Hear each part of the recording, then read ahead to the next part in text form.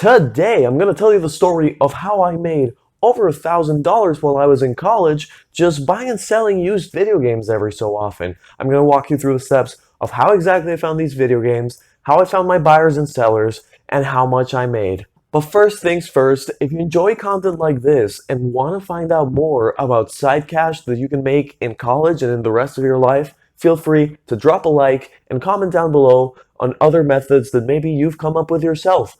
I want to hear about them and I will respond to every single comment. So when I first went to college, just like most college kids, I didn't have much money for myself. So I joined all these little Facebook groups that were mainly for kids of the local colleges in which they could just buy and sell stuff, usually for really, really cheap. While I was browsing for those groups, mainly for stuff for my dorm, such as a desk lamp or something like that, I found that people were selling their video games for really, really cheap.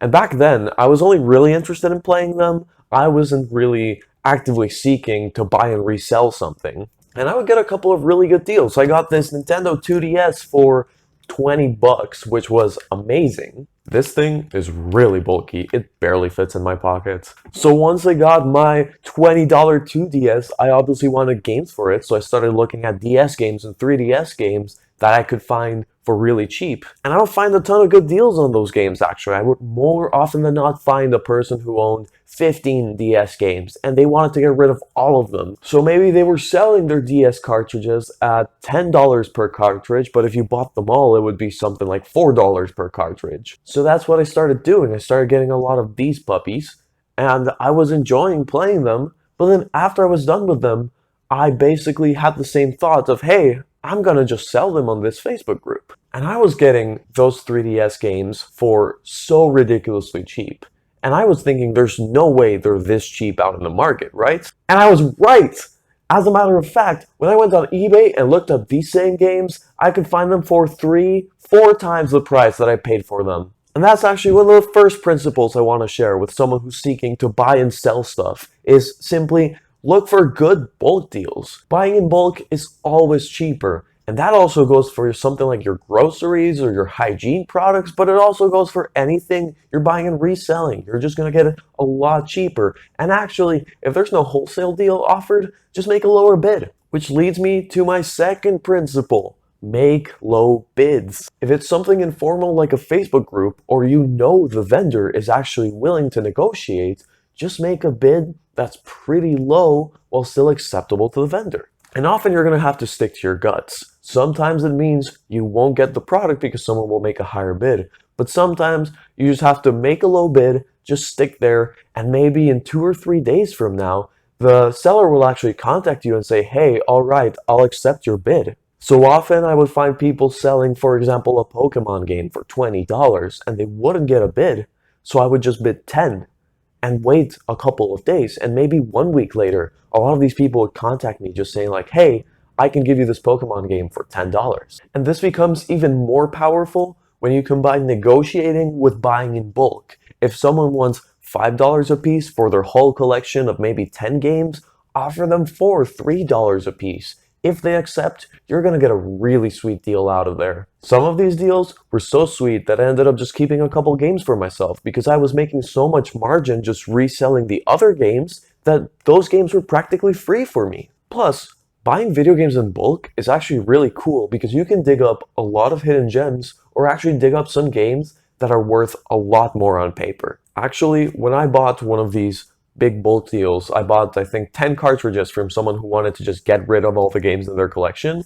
I actually bought this one game called Avalon Code. I paid maybe $4 for that cartridge, and I actually looked it up at the time, and that game was reselling for $25 used. And actually nowadays, in 2020, it goes for over $40 used. So that was actually a big investment that I decided not to sell, and I actually have over 10 times my value. So not only do you have some video games that you can just resell immediately, you also have some maybe collector's pieces that you can find. And you can just really dwell as deep as you want into that one market because it's a huge market. And now that you can sell it online just anywhere, you can just find so many buyers that are willing to pay way more than what you paid for it. And I ended up sticking to just buying and selling 3DS games because I actually found that they were the ones that would give me the best returns. especially in the markets I was catering to, since I was mostly just selling to other college students through different Facebook groups or through word of mouth. So a 3DS game is actually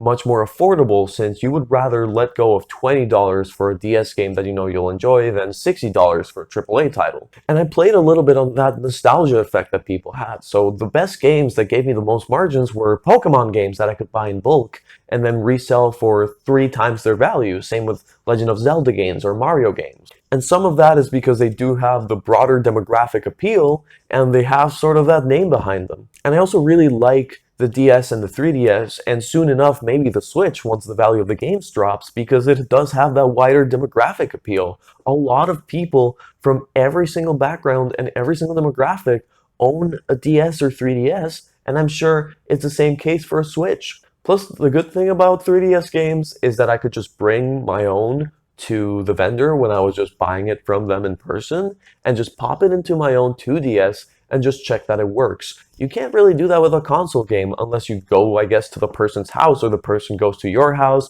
you let them in, you pop in the game, and then that just wastes a little bit of time rather than just popping it in and going. And I did actually try buying and reselling PlayStation 4 games, and it actually did make me some profit, but not as much as 3DS games. I would be buying a PlayStation 4 game for maybe $20 and reselling it for $25, while a 3DS game could be bought for $5 or $10 and be sold for $20 or $25. So the margins there were actually much, much greater on the DS and 3DS games, as well as the demographic appeal. So that became a no-brainer for me, and that's when I focused in on it. And I actually remember buying a couple of niche Xbox 360 RPGs that I thought people would like to buy for slightly more, and I had a really hard time reselling them. I think I made a loss in some of them, maybe even broke even, but that was something of a trial and error, and that was a learning experience for me that made me stick to my guns even more when buying and selling exclusively DS and 3DS games. And that is probably something that is going to happen to you too when you're seeking to buy and resell whatever,